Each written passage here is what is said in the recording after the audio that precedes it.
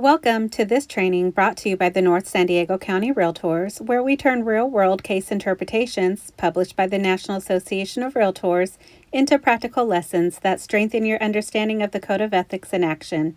Today's focus, Fidelity to Client from Case Interpretation 1-4 under Article 1 of the Realtor Code of Ethics.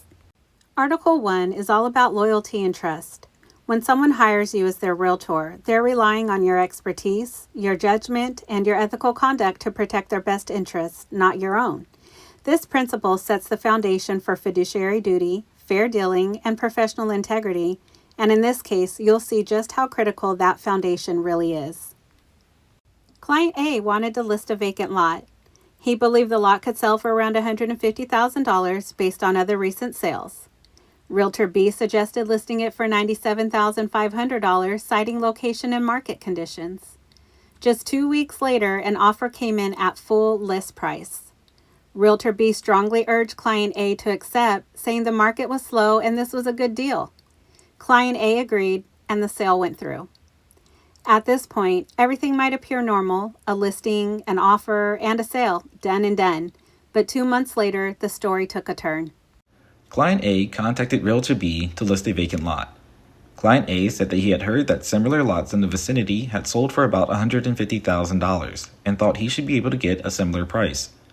Realtor B stressed some minor disadvantages in location and grade of the lot and said that the market for vacant lots was sluggish. He suggested listing at a price of $97,500, and the client agreed. In 2 weeks, Realtor B came to Client A with an offer at the listed price of $97,500. The client raised some questions about it, pointing out that the offer had come in just 2 weeks after the property had been placed on the market, which could be an indication that the lot was worth closer to $150,000 than $97,500. Realtor B strongly urged him to accept the offer, stating that because of the sluggish market, another offer might not develop for months and that the offer in hand simply vindicated Realtor B's own judgment as to price in the lot. Client A finally agreed and the sale was made to buyer C. 2 months later, Client A discovered the lot was no longer owned by buyer C, but had been purchased by buyer D at $165,000.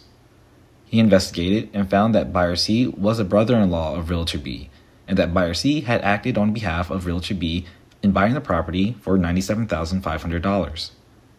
Client A outlined the facts in a complaint to the Association of Realtors, charging Realtor B with collusion and betrayal of a client's confidence and interest, and with failing to disclose that he was buying the property on his own behalf. At a hearing before a panel of the Association's Professional Standards Committee, Realtor B's defense was that in his observation of real estate transactions, there can be two legitimate prices of property: the price that a seller is willing to take in order to liquidate his investments, and the price that a buyer is willing to pay to acquire a property in which he is particularly interested. His position was that he saw no harm in bringing about a transaction to his own advantage in which the seller received a price that he was willing to take and the buyer paid a price that he was willing to pay. The hearing panel concluded that Realtor B had deceitfully used the guise of rendering professional service to a client and acting as a speculator, that he had been unfaithful to the most basic principles of agency and allegiance to his client's interests, and that he had violated Articles 1 and 4 of the Code of Ethics. The property was quickly resold for $165,000. The original buyer, buyer C, turned out to be Realtor B's brother-in-law, and buyer C had acted on behalf of Realtor B in purchasing the property at the undervalued price. Naturally, Client A was shocked. It wasn't just that the lot had appreciated, it had been resold almost immediately and by someone connected to the very person who advised him to accept the lower offer. That's when Client A filed an ethics complaint, alleging a betrayal of trust and a failure to disclose a personal interest in the sale. At the ethics hearing, Realtor B claimed there are two legitimate prices: one that a seller is willing to accept, one that a buyer is willing to pay, and he argued that the transaction worked out for everyone and caused no harm. The defense might sound rational on the surface, but ethical real estate practice is not about what someone can get away with. It's about honoring your responsibility to your client first and foremost, with full honesty and transparency. The ethics hearing panel reviewed the facts and determined that Realtor B was in violation of Article 1 and 4.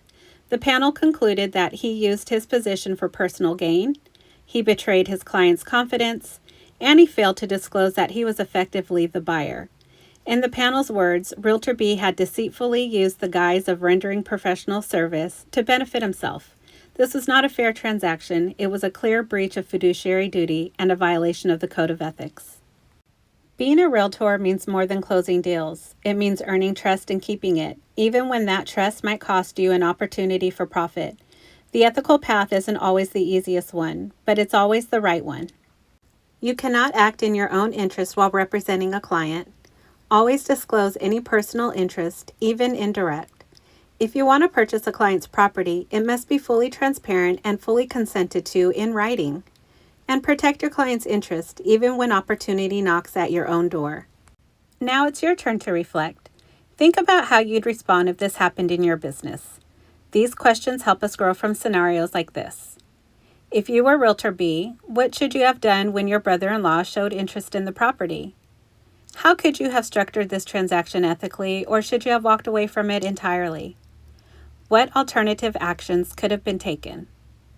How would you protect the client's interest in this scenario? And could this conflict have been avoided? Situations like this can unfold quickly, but your ethical compass should always guide your decisions, especially when there's money on the line. Thanks for joining us for this short case interpretation review. Stay sharp, stay ethical, and remember, protect your client's trust, act with honesty and loyalty, and stay grounded in the code. For more real-world training and resources, visit www.youtube.com/@NSDC Realtors.